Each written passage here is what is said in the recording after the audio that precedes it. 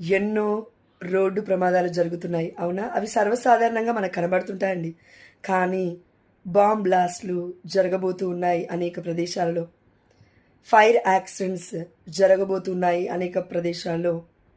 అదేవిధంగా aeroplane crashes కూడా జరగబోతూ ఉన్నాయి. అదేవిధంగా ఈ యొక్క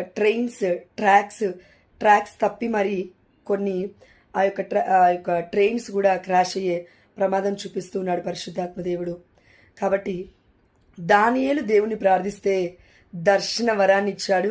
దర్శనాన్ని కూడా క్లియర్గా తెలియపరిచే కృపని, దైవ జ్ఞానాన్ని దేవాదేవుడు ఇచ్చాడు.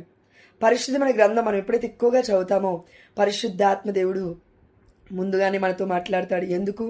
ప్రార్థన చేయమని. అనేకులం ఉన్నాం, మనమందరం ప్రార్థన చేద్దాం.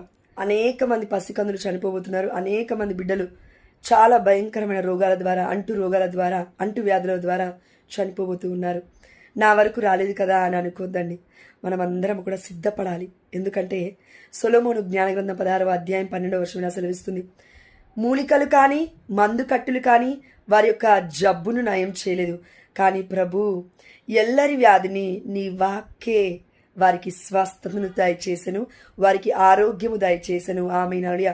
ఎంతో మంది బిడ్డలు హాస్పిటల్లో ఉన్నారండి. వారందరి కోసం మనం ప్రార్థిస్తే దేవుడు మన ప్రార్థన ఆలకించి ఆ బిడ్డను కూడా స్వస్థపరుస్తాడు. మరి ముఖ్యంగా మనల్ని కూడా దేవాదేవుడు దీవిస్తాడు. ప్రతి ఒక్కరూ కూడా మరణాన్ని చవి చూడాల్సిందే.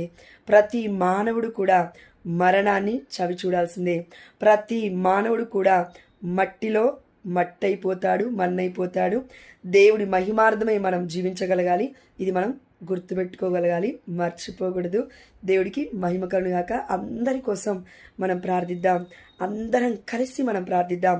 ఎందుకంటే మత్తయి సువార్త 19వ అధ్యాయంలో సెలవిస్తుంది, 2 లేక 3 ఏక మనస్కులై ప్రార్థిస్తే ఆ ప్రార్థన దేవుడు వింటాను అంటున్నాడు. మరి ప్రార్థించుదామా? ప్రార్థించుదాం. దేవుడికి మహిమ చెల్లించుదాం. ఆమేన్.